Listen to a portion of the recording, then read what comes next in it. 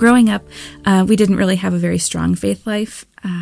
We lived overseas, and so finding a Christian church was rather difficult, especially when we lived in Kuwait. And so a lot of my knowledge of God was told to me by my father, who, a broken person, teaching in a broken way, because we're all broken and we all have a broken understanding of God. And so I knew of God, but I knew of him as this person, or this being who would punish you if you did something wrong. It wasn't a loving situation. It wasn't anything that I know of it now.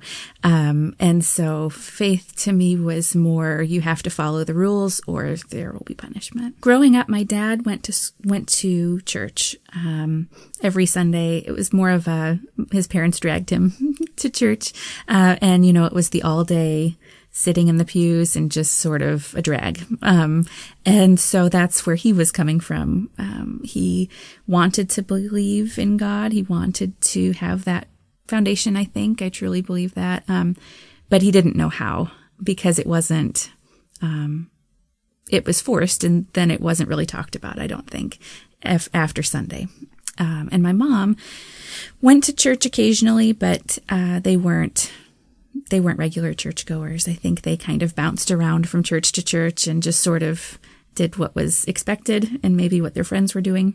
But it wasn't really anything solid or consistent. So like I said, I lived overseas, and when I would go to these places and hear about where, when we went to Ephesus and we saw where Mary was, her home, and we went to, even when we went to the Hagia Sophia in Istanbul and we saw the changing of that building, how it was a mosque and then it was a church and then it was a mosque, and seeing that people believed in God and didn't just fear him, that they truly worshiped him, and that these places made me feel loved.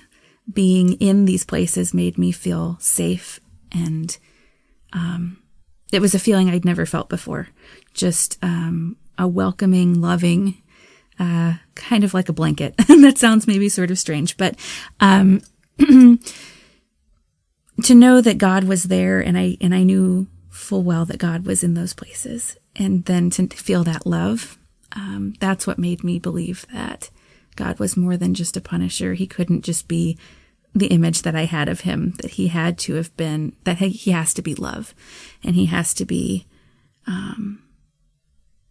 kind and not at all what I had imagined him to be. I was an only child, and there were a lot of instances where I felt very alone, and maybe things weren't handled quite how they should have been at home, and I didn't know who to talk to, and I didn't know where to go.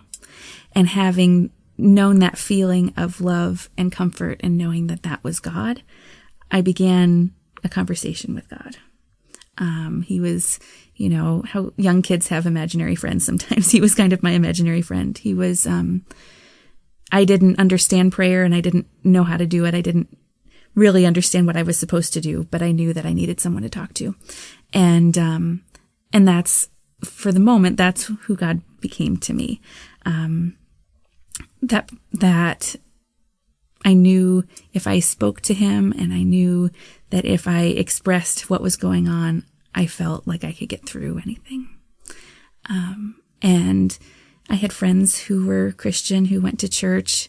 We didn't talk about it a whole lot. They were kids too. And so it was more, they were taken to church on Sundays. And so I knew that this was a thing that people did, but I didn't understand it fully.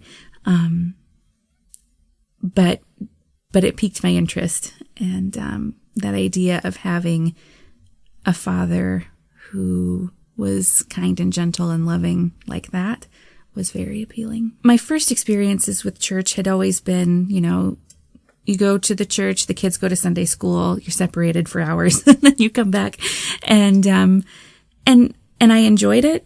as a young child, I mean, I didn't understand it, but I enjoyed it. But it never seemed like I left with anything. It just seemed like it was something that we did, and then we left and went on to the next thing. And when I lived in Istanbul, I had a friend who was Catholic, and she invited me to their Easter Mass. And this Mass was a Latin Mass that was, what wasn't in Latin was in Turkish. And so I didn't understand anything. And it was in this huge cathedral. And it was the one place that I should have felt so small and so uncomfortable and not welcome. And it was one of the places that I can truly say I felt the most loved and cared for and welcomed, and like I belonged there. And that feeling has carried me through to where I am now. It's what I go back to when I need to remember, where everything started. You truly felt the unity of the Catholic Church there.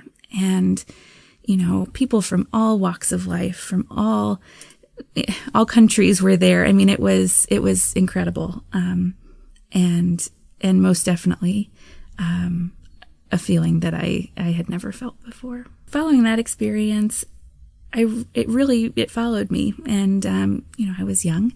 And so I wanted to replicate that feeling, but I didn't know how. And shortly after that, we moved to the United States. And so, I knew that was something I wanted to follow. And I knew that was a place that I wanted to be with those people, with that God. And so my mom and I went church shopping. And so every Sunday we'd go to a different church. She knew that it was important to me. And so she went along with it. And we went to every church in our area. And finally we found the Catholic Church in the area. And it was a very similar feeling. It was a very similar feeling of love and comfort and welcome there. And so, before I was able to drive, my mom would drop me off and I would sit in the back and watch everything. And then she'd pick me up and go home. And we did this for years. And it continued into adulthood. So then when I moved to, I went to college and I did the same thing when I was in Chattanooga. And then we did the same thing when we moved to Arizona. And it was just, I continued to sit in the back and watch, knowing I didn't understand it, but I didn't really know where to go from there. In Arizona, I found out about RCIA, and I kind of sat in on classes, but I wasn't sure it was quite the right time to become Catholic. So it was just a very slow learning journey of sitting in the back, watching what people were doing, and building a list of questions, I guess. What drew me into the church was actually my abortion. So I knew that I didn't have a faith background, and I didn't, growing up, I was incredibly pro-choice, and, had all the arguments and all the, I knew everything, I thought I knew everything. And, when I made the decision to have an abortion, I realized immediately that I was wrong and that I didn't know everything and that I needed God. I was in that place like I was when I was a little kid and I didn't have anybody to talk to. And I desperately needed God. But at the same time, I still felt like he was that God who would punish me for doing something wrong. And so I didn't know where to go. I didn't know that God would want me. And so for years, that was the pull, the back and forth. I needed a faith. I needed a church. I needed God. But who would want me because I did this horrible thing? And so when we finally moved to Ohio, my husband Tyler and I were walking around downtown, and we literally ran into the Catholic Church downtown. And we had been sitting in the back of Mass for years, and so we decided we wanted to go into the church just to see what it looked like. And we walked in, and there was a big sign for RCIA in the narthex. And it was a relief to me to see that, because I thought, okay, I can be here and I can learn, and I can, they may not accept me and I might be kicked out, because of this horrible thing that I did, but I feel like I could get a little bit closer to God here. Once I saw that sign for our CIA, I reached out to the parish and I started attending classes. I still had this thought that I was going to be, that's nice that you want to be Catholic, but you can't. And so it was hard to sit through these classes and learn about this beautiful faith and this history that it was amazing to me, and something that, like I said before, we would read about something or hear about a place and I could go back in my mind to that place that I had been before. And I was seeing this story, I was seeing my story sort of fall into place, that God had put me in these places because he wanted me to be here. But then I also had that, little voice in my head that said, but you can't be here because of this abortion.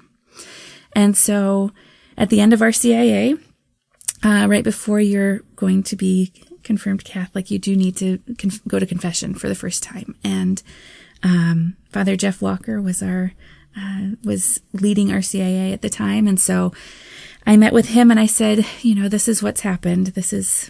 I had an abortion and I laid it all out. And I said, and I know I'm not deserving of any of this. I don't feel like I'm deserving of any of this. And I know that I probably can't be Catholic, but I wanted to tell you this before I went any further. And he immediately told me how loved I was and that none of us deserve what God gives us. And that's what makes it so beautiful and amazing and something to truly live our lives in gratitude for, because we are all broken and none of us deserve it. And he didn't kick me out. He assured me that I was in the right place, and he told me about Project Rachel. And it truly changed everything. It changed my marriage. That moment changed everything in our family, and then for me personally. At the vigil, I could just remember it was, like watching a video of everything that had been happening up until then. It was a pretty unbelievable, indescribable moment where I just felt like it was a true welcome home. All of these things had led up to me getting there, to that one moment. And you hear about God rejoicing over the one. I felt that way. I felt like we were both partying because I was finally there. And it was just an immense sense of gratitude because, I had tried to do things myself for so long. And I thought I could handle any problem that I had. And I saw where it got me. And I knew that God was no longer that punisher to me. He was the Father who wanted me home. And he was the one who was, had his arms open and waiting for me and loving me and showing me mercy and forgiveness and love that I never thought was imaginable. I never knew it was possible. And so in that moment, it was just that culmination of all of those feelings and all of those moments where I was slowly getting to learn who God was and who I was to God.